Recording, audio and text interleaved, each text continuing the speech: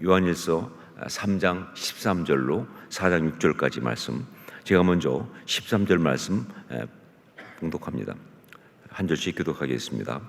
형제들아, 세상이 너희를 미워하여도 이상히 여기지 말라. 우리는 형제를 사랑함으로 사망에서 옮겨 생명으로 들어간 줄을 알거니와 사랑하지 아니하는 자는 사망에 머물러 있느니라.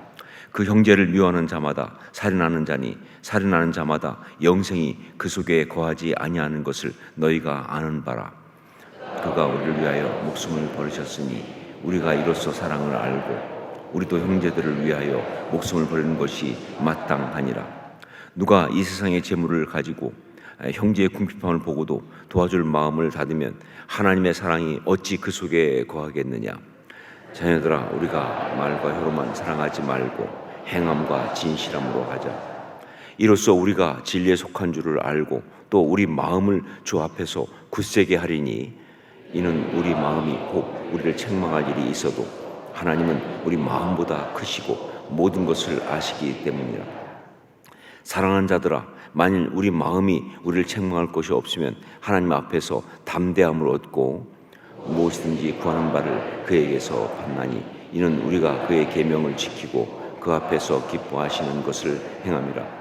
그의 계명은 이것이니 곧 그 아들 예수 그리스도의 이름을 믿고 그가 우리에게 주신 계명대로 서로 사랑할 것이니라. 그의 계명을 지키는 자는 주 안에 거하고 주는 그의 안에 거하시나니, 우리에게 주신 성령으로 말미암아 그가 우리 안에 거하시는 줄을 우리가 아느니라. 사랑하는 자들아, 영을 다 믿지 말고 오직 영들이 하나님께 속하였나 분별하라. 많은 거짓 선지자가 세상에 나왔음이라. 이로써 너희가 하나님의 정을 알지니 곧 예수 그리스도께서 육체로 오신 것을 시인하는 영마다 하나님께 속한 것이요, 예수를 시인하지 아니하는 영마다 하나님께 속한 것이 아니니 이것이 곧 적그리스도의 영이니라. 오리라 한 말을 너희가 들었거니와 지금 벌써 세상에 있느니라. 자녀들아, 너희는 하나님께 속하였고 또 그들을 이겼나니, 이는 너희 안에 계신 이가 세상에 있는 자보다 크심이라. 그들은 세상에 속한 이로 세상에 속한 말을 하며 세상이 그들의 말을 듣느니라. 우리는 하나님께 속하였으니 하나님을 아는 자는 우리의 말을 듣고 하나님께 속하지 아니한 자는 우리의 말을 듣지 아니하나니, 진리의 영과 미혹의 영을 이로써 아느니라. 아멘.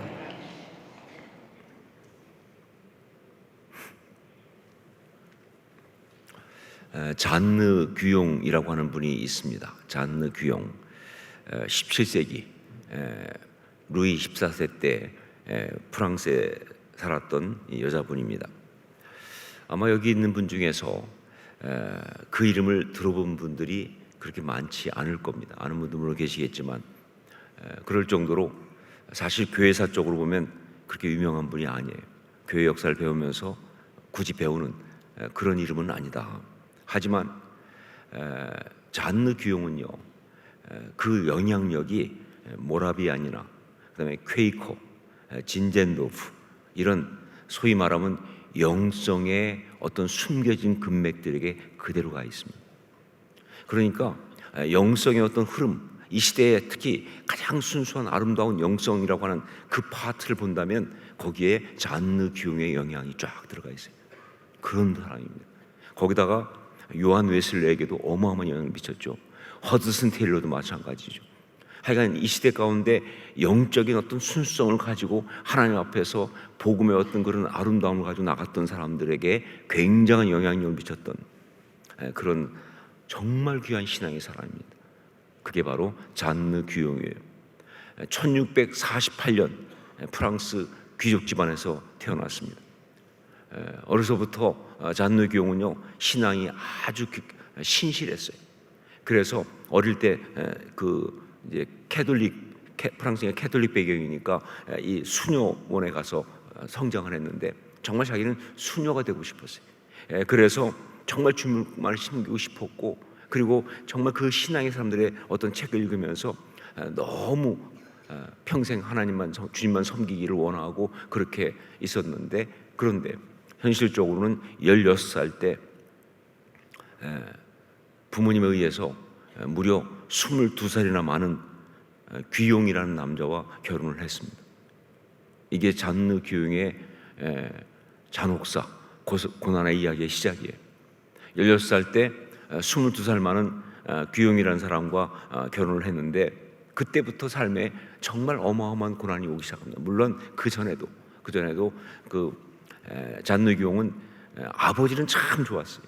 근데 어머니가 굉장히 그 아들 동생, 남자 동생만 이뻐하고 이 잔느를 굉장히 아주 상처를 많이 줬었는데, 이게 딱 결혼한 다음에는 이게 더 심해진 거죠. 그래가지고 결혼했는데 남편은 병약해서 결혼하면서부터 병수발을 해야 했습니다. 그런데 그러는 가운데 이 시댁 사람들 분위기가 아주 엉망이었어요. 특별히 시어머니는요, 정말 집요하고 무식하게 잔느 귀용을 괴롭히고 상처를 줬습니다. 시월드는 시간과 공간을 초월한다. 여기도 이 시어머니가 보통이 아니에요. 주변에 온통 상처 주고 고통을 주고 힘들게 하는 상황 속에서, 심지어 시어머니뿐만 아니라 시어머니가 이 잔느 귀용한테 붙여준 하녀가 있는데, 또 얘가 장난이 아니에요. 하녀인데 이게 하녀인지 상전인지 알 수 없는, 그냥 그 하녀도 막 그냥 온갖 거짓말과 말로 상처 주고 뭐하고 하는 그런 상황에서 잔느 귀용은 신앙으로 이 모든 것을 견디었습니다. 충분히 원망하고 정말 비난하고 그리고 분노할 수 있었지만 그녀는 절대 그렇게 하지 않았습니다. 한마디도 그렇게 하지 않았습니다. 심지어 어떤 일이 있었냐면요, 잔느 귀용이 그때 천연두가 유행을 했어요. 그래가지고 큰 아들이, 잔느 귀용의 큰 아들이 천연두에 걸렸어요. 사실 그 상황 속에서는요, 할 수 있는 게 없어요.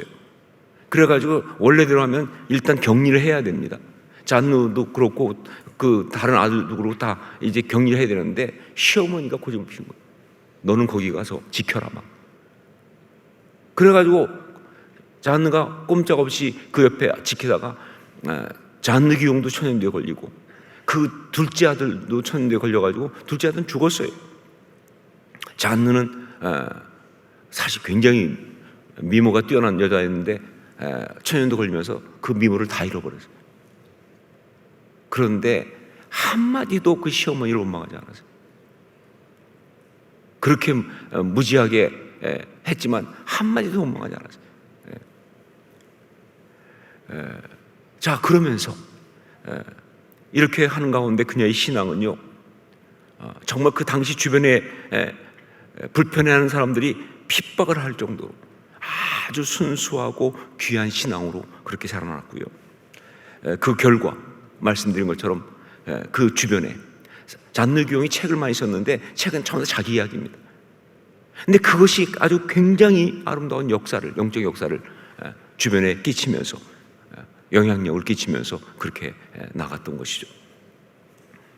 제가 오늘 이 새벽에 잔느 귀용 이야기를 하는 이유는요, 바로 그녀의 그런 신앙이 하나님과의 아름다운 교제를 하는 그런 신앙이었기 때문에 그런 거예요. 우리의 주제 그대로 그녀의 그 신앙이 다른 신앙이 아니라 하나님과의 아름다운 교제를 하는 그런 신앙이었기 때문이다. 말씀드린 것처럼 잔느 귀용은요, 책을 많이 썼습니다. 근데 그 자신의 신앙 고백 가지고 책을 썼는데, 그 책들이 다 거의 다 무슨 얘기냐? 하나님과의 교제, 주님과의 교제에 대한 그런 책이었어요. 우리나라 나오는 책들 그림을 한번 보십시오. 저게 잔느 귀용의 책들이에요. 다는 아니에요. 자, 그런데 여러분 책 제목 보세요. 뭐라고 되어 있는지. 예수 그리스도를 깊이 체험하기. 찾으셨나요? 예수 그리스도와 친밀함, 하나님과의 연합, 하나님을 경험하는 기도, 친밀한 기도, 사귐의 기도, 순전한 사랑. 느낌이 오시죠? 잔느 귀용은 바로 그런 신앙이에요. 잔느 귀용은요, 가족과 주변 사람들로부터 상처를 받고 어려움을 당할 때 거기에 맞대응하고 그들을 같이 미워하고 그러지 않고, 그 순간 그녀는 먼저 하나님을 생각했습니다. 저들이 하나님이 나에게 주신 사람들이다 라는 사실을 잊지 않았어요. 그걸 생각하고 그 모든 것을 가지고, 그 모든 상처를 가지고 하나님 앞으로 나아가서 예수 그리스도의 십자가 앞으로 가지고 나가서 거기서 해결을 하려고 그랬어요. 그러면서 그렇게 해결하려고 하는 가운데, 그 가운데서 어떤 일이 벌어졌느냐? 오히려 자신의 죄성을 깨닫기 시작합니다. 그러면서 정말 자기가 이런 죄인인데 이런 자신을 사랑하시고 구원하시려고 아들을 십자가에 죽게 하신 그 십자가 사랑을 그러면서 또 깨달으면서, 그 체험하면서 그 하나님의 사랑으로 자신을 그렇게 고통스럽게 하고 힘들게 한 사람들을 용서하고 품을 수 있는 그러한 신앙을 갖게 되는 거예요. 이 모든 과정이 잔느 기용의 하나님과의 아름다운 교제였습니다. 그렇게 하나님과 교제한 거예요. 이런 과정을 통해서 하나님과 아름다운 교제를 하는 그런 신앙이 세워진 것이죠. 잔느 기용이 경험했던 그 신앙 이야기, 그것이 바로 요한 1서 3장에 오늘 말씀에서 말하고 있는 그 이야기 그대로입니다. 세 단계로 되어 있습니다. 오늘 세 단계를 보겠습니다. 첫 번째 단계입니다. 첫 번째 단계, 우리 13절을 함께 읽도록 하겠습니다. 13절 같이 읽습니다. 형제들아, 세상이 너희를 미워하여도 이상히 여기지 말라. 여러분, 우리가 신앙의 사람이라고 한다면 세상에게 상처를 받아서는 안 됩니다. 우리가 신앙의 사람이라고 한다면 죄 때문에 상처를 받아서는 안 된다 하는 것이죠. 죄 때문에 상처를 받아서는 안 된다는 것, 이게 중요해요. 죄는, 사단 마귀는요, 어찌하든 우리에게 상처를 주려고 합니다. 우리를 뒤집어 놓고 우리를 분노하게 하고 우리를 하여금 같이 싸누어지고 악독해져서 우리의 그 아름다운 가치와 평강을 우리가 스스로 다 깨트려 버리도록 그렇게 역사를 한다는 거예요. 근데 그렇게 하기 위해서 마귀는 반드시 누굴 이용하느냐? 우리 옆에 있는 사람을 이용합니다. 하나님이 우리에게 주신 사람들, 바로 그들을 이용해요. 가족이나 성도나 동역자나 같은 공동체의 일원들. 왜 그렇게 하느냐? 그래야 효과가 있잖아요. 대적이 나한테 주는 상처는 사실은 그렇게 효과가 없어요. 제가 말씀드렸죠. 저는 김정은이한테 상처 안 받는다니까요. 김정은이 무슨 짓을 하든 별로 열받지 않아요. 그건 별로 효과가 없어요. 그런데 가족인데 내가 벗어날 수 없는 사람이에요. 그들과의 관계를 끊으면 내 삶이 비참해지는 거예요. 내가 참으니 힘들어지는 거예요. 그건 실패라고 말할 수밖에 없는 거예요. 그런 그들을 통해서 상처를 주게 되면요, 우리가 정말로 아프죠. 힘들어지죠. 우리가 더 상처를 받으니까, 상처를 깊게 받으니까, 결과가 비참하게 되니까 그걸 노리고 바로 그들을 통해서 마귀가 공격을 하는 거예요. 상처를 주면서. 그러므로 우리가 신앙이라고 한다면 우리는 절대로 세상이 주는 그 상처, 죄가 주는 그 상처를 받아서는 안 된다는 것이죠. 의도가 뻔하잖아요. 그렇게 말하는 그 상처를 주는 의도가 뻔하잖아요. 근데 그 뻔한 그 의도에 넘어가서 거기에 놀아나는 것은 너무 어리석지 않냐, 그 말이에요. 그러니까 우리는 그것들이 주는 상처와 고통을 받아서는 안 된다는 거예요. 자, 그런데 여러분, 여기서 질문할 거예요. 그게 마음대로 되느냐 하는 거죠. 우리 솔직히 고백하지만 그게 마음대로 되느냐. 세상이, 마귀가 주변에 있는 사람들을 통해서 나를 공격하고 억울하고 모함하고 비난하고 때때로 위협까지 가하는데 거기에 상처를 받지 않을 방법이 있느냐, 그 말이에요. 상처를 받지 말라고 하셨는데 어떻게 안 받아요, 목사님? 어떻게 상처를 안 받을 수 있습니까? 맞습니다. 주변에서 상처를 주면 받지 않을 수 없어요. 열받지 않을 수 없어요. 화가 나고 뒤집어지는 것은 피할 수 없습니다. 이거는 못 벗어나는 거예요. 하나님도 그거 잘 알고 계세요. 그러니까 사실 말씀이 요구하는 것은요, 그 얘기가 아니에요. 열받지 말라, 뒤집어지지 말라, 분노하지 말라, 이런 말씀은 아니에요. 아니, 내가 생각하기에 이미 열을 받는데 뒤집어지지 말라고 뒤집어지지 말아야지 하기 전에 이미 봐서 뒤집어졌는데 분노하지 말아야지 하기 전에 이미 분노하고 있는데 이건 반자동도 아니고 자동이에요. 거의 어떻게 하겠어요, 그런 것들을. 그렇게 말씀하시는 거 아니에요. 하나님은 다만 뭐라고 말씀하고 있는 것이냐, 그때 그 상처를, 그 문제를 자신의 본성대로 해결하려고 하지 말고 하나님 앞에 가지고 나아가라는 거예요.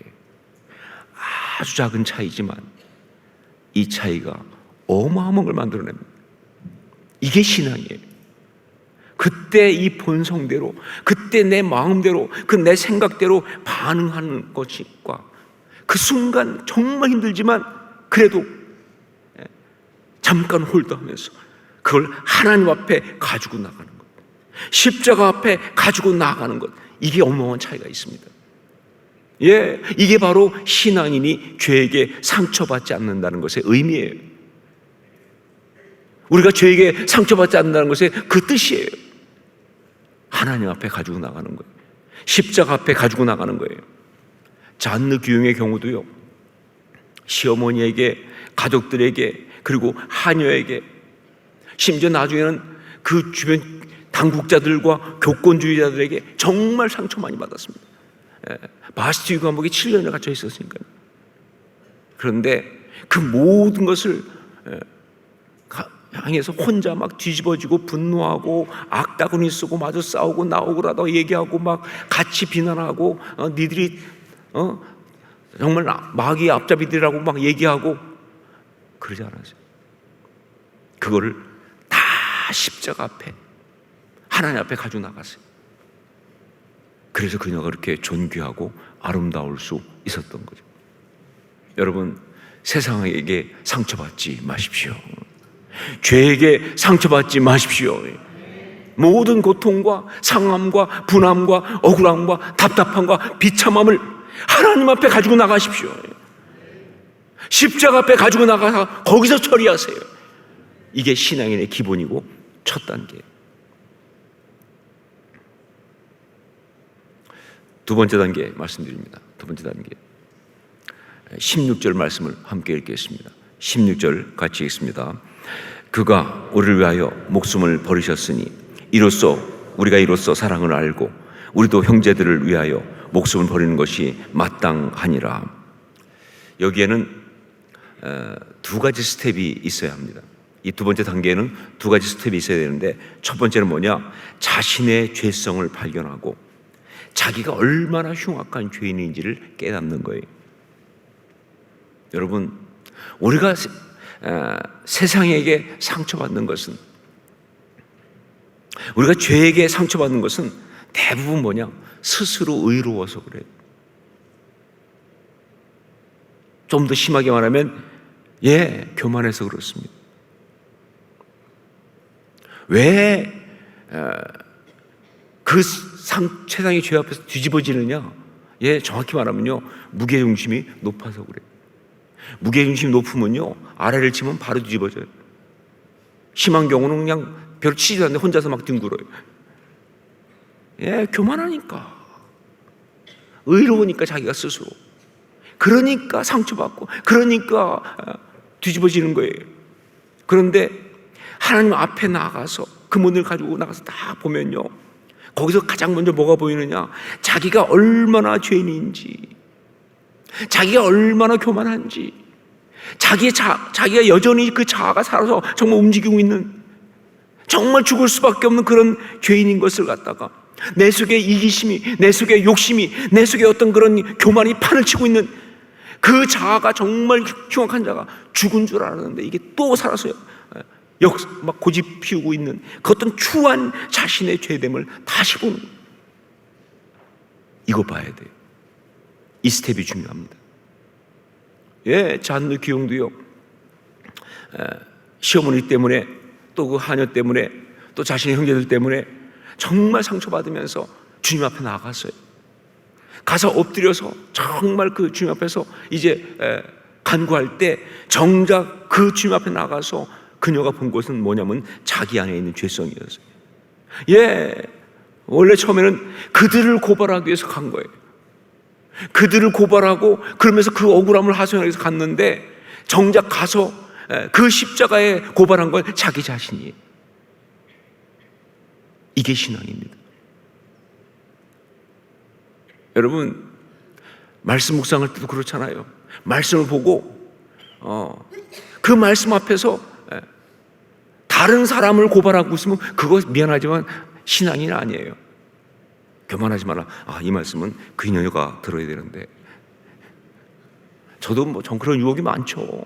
아침에 말씀 묵상을 해보면 그냥 온통 다 이건 우리 사람이 들어야 될 말씀들이야.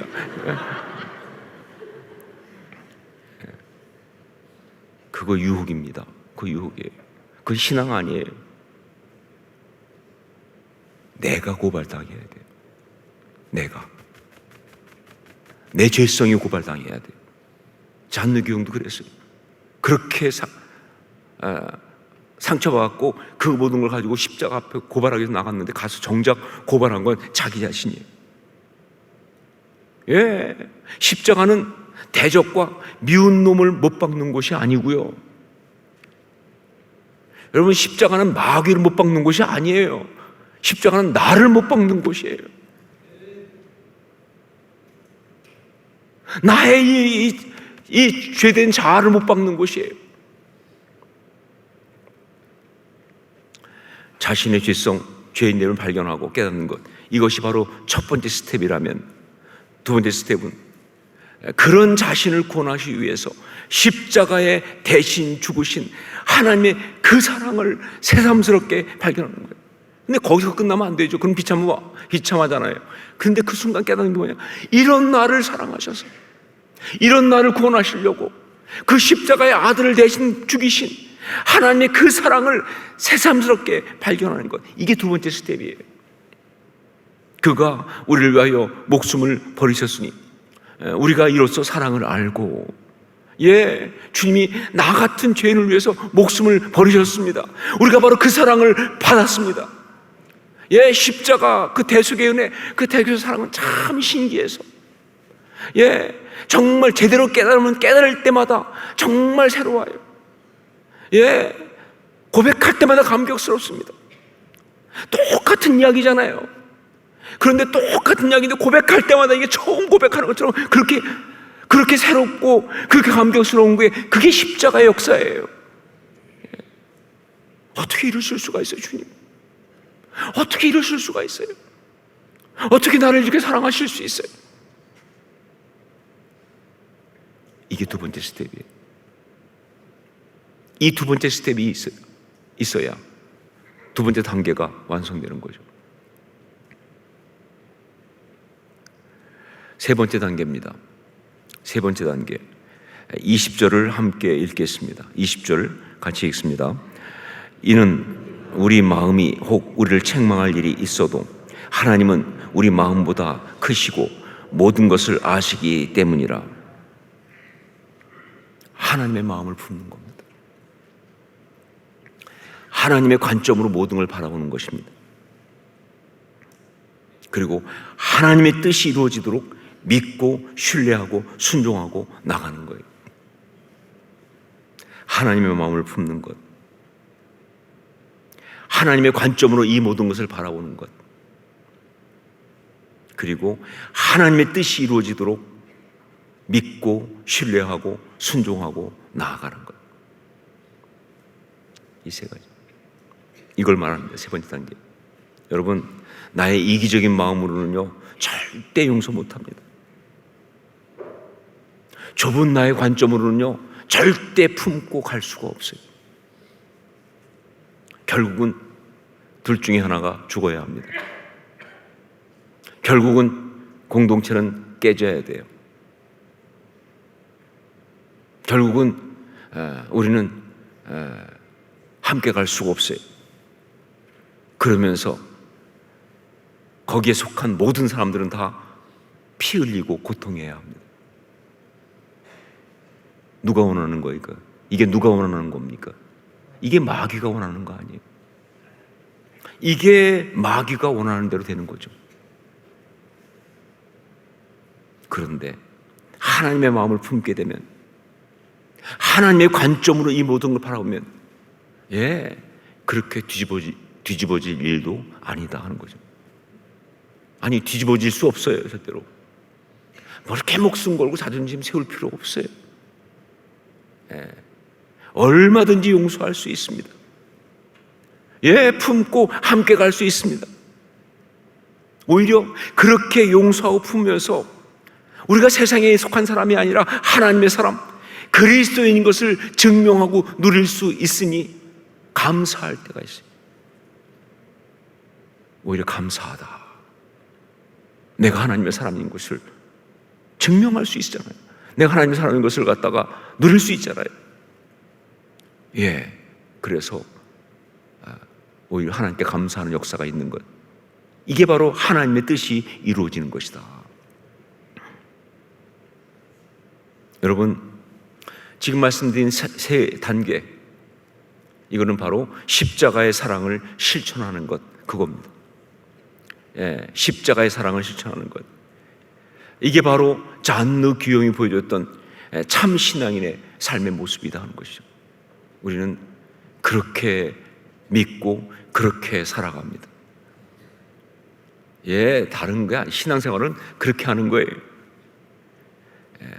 바로 그렇게 하면서 하나님과의 아름다운 교제, 하나님과 가장 아름답고 감격적인 교제를 하는 거예요. 하나님과의 아름다운 교제는 어떤 것이냐? 십자가 사랑을 실천하는 것이다. 하나님과 아름다운 교제, 이것을 위한 다섯 번째는 이겁니다. 다섯 번째 되니까 여러분 네 번째까지 뭐였지 생각이 나겠죠, 그렇죠? 그래도 잊어버리면 안 되니까 한번 점검하죠. 첫째가 뭐였어요? 빛 가운데 행하라. 하나님과 아름다운 교제를 해서 빛 가운데 행하라. 두 번째가 뭐라 그랬어요? 서로 사랑하라. 세 계명 주세요. 세 번째가 뭡니까? 조금 어려우면 적그리스도 생각하시면 되죠. 그리스도의 십자가 대속의 은혜를 붙들라. 네 번째가 뭐예요? 우리는 하나님의 자녀다. 미나공 아니죠. 미안해, 나 하나님의 자녀야. 하나님 자녀라는 사실을 잊지 않고 붙드는 겁니다. 그리고 다섯 번째 뭐예요? 십자가 사랑 실천해 보세요. 우리는 언제나 이 선택 가운데 서거든요. 정말 내가 한번 힘을 보여줘 마라. 내가 이것들 더 이상 가만둘 수 없어. 이번에는 끝장을 보겠다. 뭐 등등 여러 가지.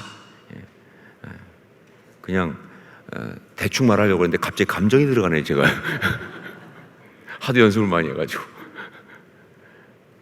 그게 아니고 십자가 앞에 한번 가지고 나가 보는 거예요. 하나님 앞에 한번 가지고 나가 보는 거예요. 십자가 사랑 실천을 해보는 거예요. 그게 하나님과 아름다운 교제를 하는, 가장 감격적이고 아름다운 교제를 하는 그런 것이다. 여기에 절대로 실패하지 않은 우리 모두가 될 수 있기를 주의 이름으로 축원합니다.